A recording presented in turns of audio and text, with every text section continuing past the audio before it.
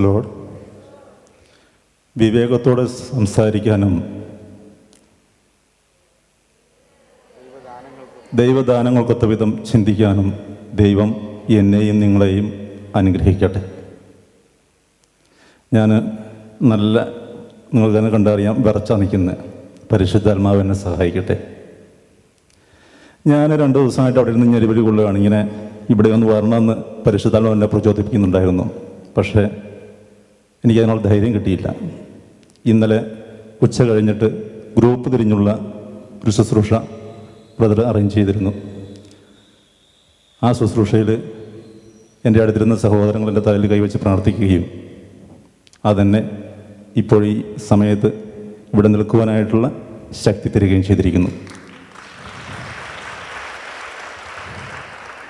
ബ്രദറിൻ്റെ ധ്യാനത്തെപ്പറ്റിയോ ഒന്നും പറയാനുള്ള അറിവെനിക്കില്ല.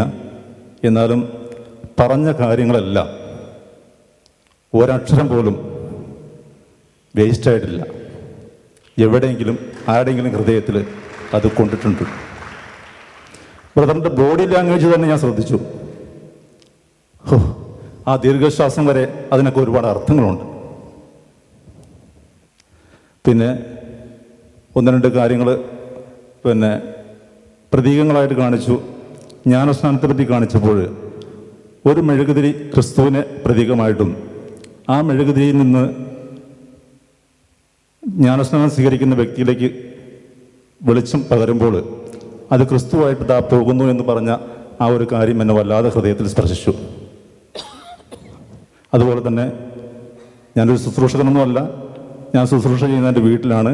കൂടുതലും ഭൗതിക കാര്യങ്ങൾക്ക് വേണ്ടിയാണ് ശുശ്രൂഷ ചെയ്യുന്നത്. ഇനി നാളെ എന്താകുമെന്ന് ദൈവത്തിൻ്റെ ഹിതം നിറവേറട്ടെ. അതിനുവേണ്ടി നിങ്ങൾ പ്രാർത്ഥിക്കണം. പിന്നെ ഒരു ശുശ്രൂഷകർക്ക് വേണ്ടി പ്രത്യേകിച്ചൊരു മെസ്സേജ്, ഒരു സംഭവത്തിലൂടെ, അധികം സംഭവങ്ങളൊന്നും ബ്രദർ പറഞ്ഞിട്ടില്ല. ഒരു കൗൺസിലിംഗ് നടത്തിയിട്ട് 2 ബോട്ട് കണ്ടു, അതിനെപ്പറ്റി ഒരു സന്ദേശം കൊടുത്തു എന്ന് പറഞ്ഞു. കൗൺസിലർമാർക്കെല്ലാം ഒരു വലിയ സന്ദേശമാണ് അത്. നിങ്ങൾ എനിക്ക് വേണ്ടി പ്രാർത്ഥിക്കണം. യേശുവേ നന്ദി, യേശുവേ സ്തുതി.